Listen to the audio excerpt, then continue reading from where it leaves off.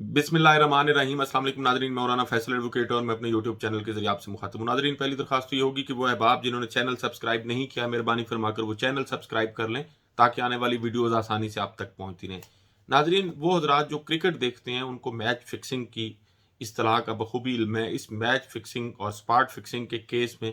पाकिस्तान के कुछ क्रिकेटर्स जिनमें मोहम्मद आमिर और आसिफ शामिल थे, उनको सज़ा भी सुनाई गई थी, सलमान बट भी शामिल थे।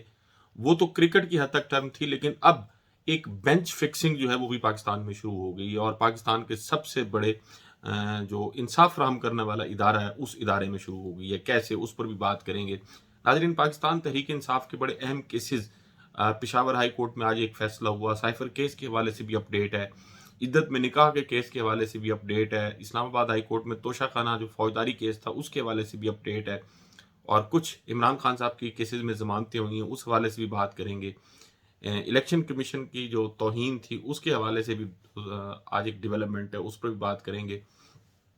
पहले बात करते हैं कि ये बेंच फिक्सिंग क्या है। नाज़रीन, आपको पता है कि ये supreme court practice and procedure bill,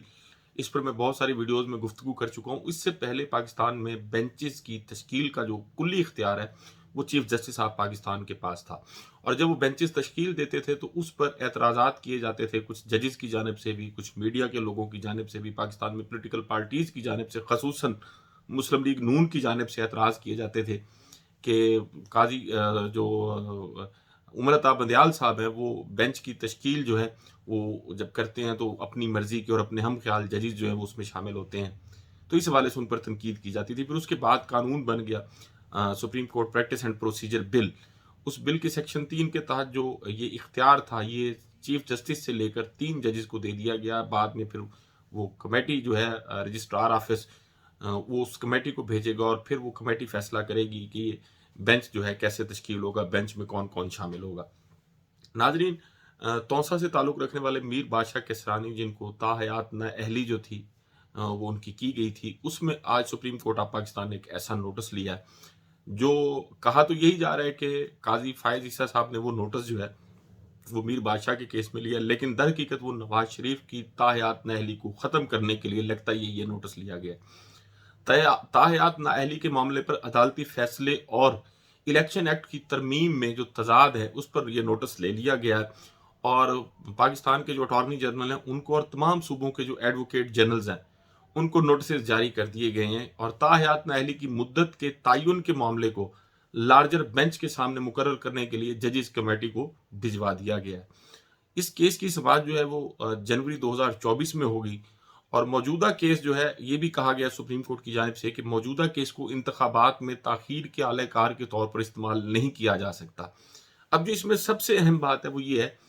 कि अगर किसी की सज़ा ख़त्म हो जाए तो ताहयात नाअहली कैसे बरकरार रह सकती है। ये चीफ जस्टिस साहब ने इस कानूनी नुक्ते पर नोटिस लिया है। अब बुनियादी तौर पर मीर बादशाह साहब जिनका ताल्लुक है उनके हवाले से तो शायद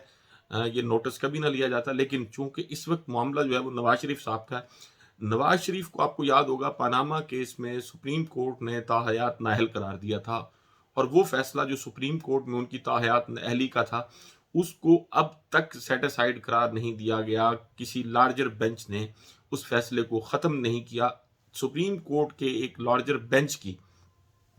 ताहयात नाअहली वाली जो राय है वो भी बहरहाल कायम है, और उस फैसले की मौजूदगी में नवाज शरीफ ताहयात नाअहल इलेक्शन नहीं लड़ सकते। इसके बावजूद कि कानून में तरमीम करके नाअहली की मुद्दत जो है वो 5 साल की गई है, लेकिन जैसे कोई भी कानून माजी बम मुअस्सर नहीं होता, इसी तरह इस 5 साल की नाअहली के कानून के बावजूद चूंकि सुप्रीम कोर्ट का एक वर्डिक्ट आ चुका है, एक फैसला आ चुका है कि नवाज शरीफ जो है वो कोई अवामी ओहदा रखने के लिए ताहयात नाअहल हैं, तो सुप्रीम कोर्ट के इस फैसले के बाद नवाज शरीफ जो है ना तो वो इलेक्शन लड़ सकते हैं, ना पाकिस्तान मुस्लिम लीग नून के सदर बन सकते हैं। इसमें कोई दूसरी राय नहीं है। लेकिन अब ये जो नोटिस लिया गया बुनियादी तौर पर ये बेंच फिक्सिंग है। बेंच फिक्सिंग कैसे है इस पर भी बात करती हैं। एक तो जस्टिस जवाद ख्वाजा ने इस जो बेंच तश्कील दिया गया मिलिट्री कोर्ट्स के हवाले से, इस पर भी उन्होंने एतराज़ किया है कि जी काजी मसूद अपना जो सरदार मसूद तारिक मसूद साहब हैं वो इस बेंच में नहीं बैठ सकते। एक तो एतराज़ उनका आ गया, लेकिन उसके साथ साथ जस्टिस इजाजुल हसन साहब ने जो है वो एक खत लिखा है रजिस्ट्रार को, और उस खत में उन्होंने बड़े संगीन इल्ज़ामात लगाए हैं یہ وہی خط ہے جیسے پہلے قاضی فائز عیسیٰ صاحب عمرتا بندیال کو لکھتے تھے، تو انہوں نے کہا کہ جی یہ بنیادی طور پہ ان کا جو خط ہے یہ انہوں نے بینچ کی تشکیل پر اعتراضات اٹھائے ہیں۔ انہوں نے کہا کہ جی ملٹری کورٹس میں 7 رکنی بینچ تشکیل دینے کا فیصلہ ہوا تھا، لیکن 6 رکنی بینچ بنا دیا گیا۔ اور پھر انہوں نے یہ بھی کہا کہ جی میٹنگ منٹس بھی غلط جاری کیے گئے، یعنی وہ جو میٹنگ ہوئی تھی اس کے منٹس بھی غلط طور پر جاری کیے گئے ہیں، اور 2 خصوصی بینچز کی تشکیل کے معاملہ پر پریکٹس اینڈ پروسیجر جو کمیٹی تھی اس کے سامنے بھی نہ یہ آیا اور نہ ہی کمیٹی میں اس بینچ کو تشکیل دیا گیا۔ اب یہ بڑا ایک سنگین الزام ہے جو سپریم کورٹ کے ایک جو حاضر جج ہیں وہ چیف جسٹس آف پاکستان پر لگا رہے ہیں کہ یہ جو 2 رکنی خصوصی بینچ تھا اس کا معاملہ نہ تو کمیٹی کے پاس آیا اور نہ ہی کمیٹی میں اس بینچ کو تشکیل دیا گیا۔ اور پھر انہوں نے یہ بھی کہا کہ 4تھی اور 5ویں جو میٹنگ تھے اس کے منٹس انہیں نہیں بھیجے گئے، اور پھر انہوں نے یہ بھی کہا کہ جی وہ منٹس جو سپریم کورٹ کی ویب سائٹ پر لوڈ کیے گئے ہیں اس پر ان کے دستخط بھی نہیں ہیں۔ بنیادی طور پر یہ ساری چیزیں جو ہے یہ ظاہر کر رہی ہیں کہ پاکستان تحریک انصاف کے ساتھ تو جو کچھ کیا جا رہا تھا، لیکن نواز شریف کی تاحیات نااہلی بھی اب اس لارجر بینچ نے ختم کر دینی ہے، لگ یہی رہا ہے۔ اور پھر صرف یہ ختم نہیں کرنی، اب یہ بنیادی طور پر جو نوٹس لیا جانا ہے، ناظرین آپ کو یاد ہوگا کہ مولوی تمیز الدین کیس جو تھا اس میں جسٹس منیر صاحب نے نظریہ ضرورت جو ہے اس کو زندہ کیا تھا، اور وہ نظریہ ضرورت آج بھی قائم ہے۔ یہ سپریم کورٹ اس وقت تو اس نے نوٹس نہیں لیا جب کینسر سروائیور 75 سالہ یاسمین راشد کو جیل میں ڈالا گیا، خالی ہاتھ تھیں، گاڑی کی چھت پہ بیٹھی تھی، لیکن دہشت گردی کے مقدمات جو ہیں وہ ان پر قائم کیے گئے۔ پرویز الہی عدالتی حکم کے باوجود کہ ان کو گھر چھوڑ کے آئے پولیس، ان کو اغوا کیا گیا، آج تک کسی کے خلاف کیا کارروائی ہوئی اس پر نوٹس نہیں لیا گیا۔ خدیجہ شاہ ایک کے بعد دوسرے کیس میں، دوسرے کے بعد تیسرے کیس میں، کبھی ان کے وہ جاری کر دیے جاتے تھے نظر بندی کے احکامات، اور آج بھی خدیجہ شاہ کی نظر بندی کا جو فیصلہ تھا وہ پنجاب حکومت نے واپس لے لیا، لیکن ان کو کوئٹہ پولیس نے جیل سے اپنی حراست میں لے لیا، اور صرف جیل سے حراست میں نہیں لیا بلکہ ان کا 2 دن کا راہداری ریمانڈ جو ہے وہ پولیس کو دے دیا گیا۔ اب خدیجہ شاہ جو ہے مان لیا وہ جناح ہو حملے میں ملوث ہوں گی، یا جو عسکری ٹاور کیس تھا اس میں ملوث ہوں گی، یا جو تھانہ شادمان والا کیس تھا یا سرور روڈ والا اس میں ہوں گی ملوث، لیکن کوئٹہ میں انہوں نے کیا کیا، لیکن ان کو کوئٹہ پولیس کے حوالے کر دیا گیا، اس پر کسی نے کوئی نوٹس نہیں لیا۔ اور پھر آج جب ان کی یہ پیٹیشن زیر سماعت تھی تو اس وقت علی باقر نجفی صاحب جو جج تھے انہوں نے کہا کہ جی ہمارے سامنے تو یہ معاملہ چونکہ ان کی نظر بندی کا تھا وہ ختم ہو گیا، تو اب کسی دوسرے صوبے میں اگر وہ ہیں تو ہم اس پہ کچھ نہیں کر سکتے۔ اسی طرح سرم جاوید کی ایک کے بعد دوسرے مقدمات میں جو گرفتاری تھی اس پر بھی کوئی نوٹس نہیں لیا گیا۔ طیبہ راجہ ہیں، پاکستان تحریک انصاف سے ان کا تعلق ہے۔ عمر سرفراز چیمہ صاحب جو گورنر رہے ہیں پنجاب کے، ان کے معاملے میں بھی نوٹس نہیں لیا گیا۔ اعجاز چودھری صاحب سینیٹر، ان کے بارے میں بھی نوٹس نہیں لیا گیا۔ اسی طرح محمود الرشید اور بہت سارے لوگ، ذلِ شاہ کی دردناک شہادت ہوئی اس کا بھی نوٹس نہیں لیا گیا۔ 90 روز میں انتخابات کرانے تھے سپریم کورٹ کے فیصلے کے باوجود، جن اداروں نے نہیں کرائے اس سپریم کورٹ نے اور قاضی فائز عیسیٰ نے کوئی نوٹس نہیں لیا۔ پنجاب، خیبر پختونخوا اور دوسرے صوبوں کے علاوہ وفاق میں بھی اس وقت غیر آئینی نگران حکومتیں کام کر رہی ہیں، کسی کو نوٹس لینے کی توفیق نہیں ہے۔ یہاں عدالتی سرپرستی میں پولیٹیکل انجینئرنگ کی جا رہی ہے، کسی کو کوئی نوٹس لینے کی ضرورت نہیں ہے، لیکن نواز شریف کی تاحیات نااہلی ختم کرنے کے لیے جو ہے اب لارجر بینچ کے سامنے یہ معاملہ مقرر کرنے کے لیے ججز کمیٹی کو بھجوا دیا گیا ہے۔ یہ بڑا شرمناک ہے، اس میں کوئی دوسری رائے نہیں ہے۔ لیکن اس کے ساتھ پشاور سے ایک اچھی خبر ہے، اور وہ یہ کہ پشاور ہائی کورٹ نے پاکستان تحریک انصاف کے جو انٹرا پارٹی الیکشن تھے اور اس میں اکبر ایس بابر سمیت جو دیگر 13 لوگوں نے درخواستیں دی تھی کہ الیکشن درست نہیں ہے، شفاف نہیں ہے، اور کسی تیسرے فریق کے ذریعے انتخابات کرائے جائیں اور اس کے نتائج کو روکا جائے اور سٹے کیا جائے، تو اس حوالے سے آج پشاور ہائی کورٹ نے حکم امتناعی جاری کر دیا ہے اور اس میں الیکشن کمیشن آف پاکستان کو فائنل حکم جاری کرنے سے روک دیا ہے۔ عمران خان صاحب کے سائفر کیس میں جو فرد جرم کی کارروائی تھی اس کو بھی انہوں نے کالعدم قرار دینے کے لیے اسلام آباد ہائی کورٹ میں درخواست جو ہے وہ دائر کر دی ہے، اور اس درخواست جو انہوں نے دائر کی ہے اس کے فیصلے تک انہوں نے ٹرائل روکنے کی استدعا جو ہے وہ بھی کی ہے۔ عدت میں جو نکاح کا کیس تھا اس میں چونکہ گواہان اور مدعی کا بیان قلم بند ہو گیا تھا، اور آج اس میں ڈیولپمنٹ ہوئی ہے، اور فائنل کیا فیصلہ ہوا ہے اس پر تو میں بعد میں آتا ہوں، لیکن آج جو خاور فرید مانیکا صاحب کے جو وکیل تھے رضوان عباسی صاحب وہ بھی پیش ہوئے، خاور فرید مانیکا بھی پیش ہوئے، तो आज उन्होंने कहा कि जी जो रिजवान अब्बासी साहब थे कि 2 गवाह अदालत में पेश हुए हैं, एक ने वकूआ आंखों से देखा है और दूसरे को उस वकूए के बारे में बताया है। तो इस पर जज साहब ने कहा कि जो कानून, अगर कानून को देखें तो कानून के मुताबिक ऐसे मामले पर शिकायत कुनंदा या पेटिशनर के साथ 2 गवाहों का होना जरूरी है। कानून के नजदीक शरायत का पूरा होना जरूरी है। कानून बड़ा वाज़ेह है कि और हम कानून को तब्दील नहीं कर सकते। फैसले तब जरूरत होते हैं जब कानून मौजूद ना हो। तो फिर राजा जो रिजवान अब्बासी साहब थे, उन्होंने कहा कि जी मेरे दलाइल सुन लें, मैंने सुप्रीम कोर्ट जाना है,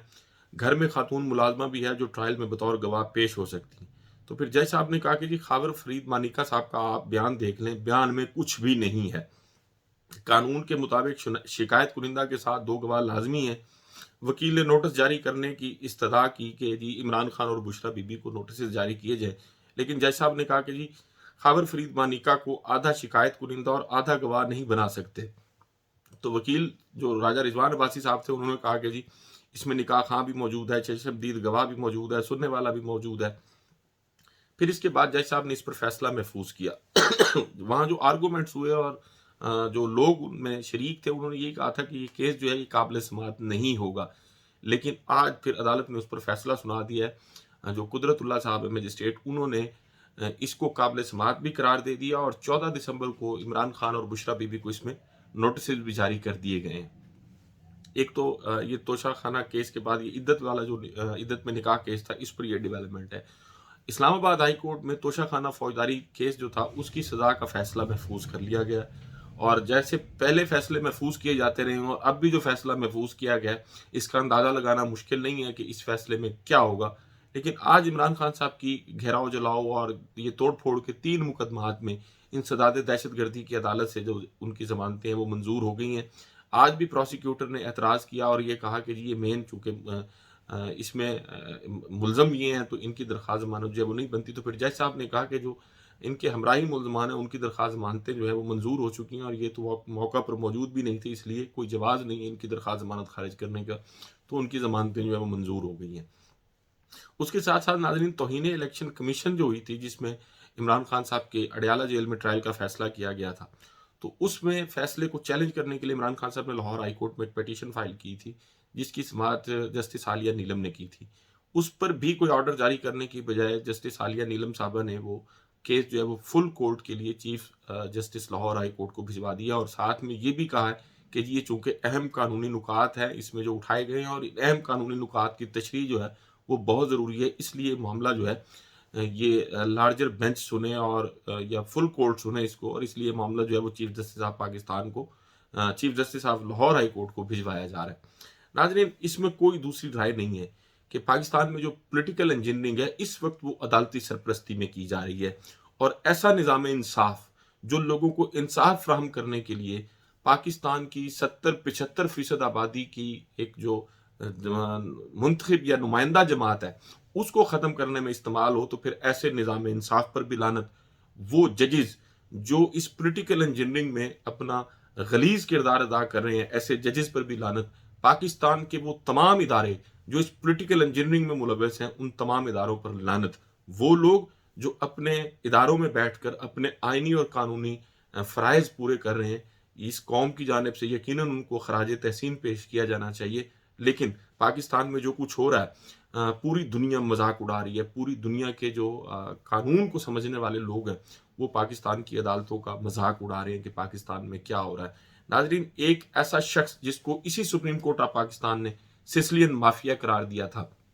जिसको सुप्रीम कोर्ट के एक लार्जर बेंच ने सादिक और अमीन नहीं कहा बल्कि उसको खाइन कहा और उसको ताहयात नाअहल किया था, अब उसकी ताहयात नाअहली जो ख़त्म करने के लिए अब मामला जो है वो टेकअप कर लिया गया और उम्मीद यही है, जो क्राइम नज़र आ रहे हैं कि काजी फायज ईसा साहब जो है वो नवाज शरीफ की ताहयात नाअहली ख़त्म करने जा रहे हैं। नाज़रीन, आपसे मुलाकात होगी अगली वीडियो में। अपना और अपने इर्द गिर्द के लोगों का बहुत ख्याल रखिएगा। अल्लाह हाफिज़।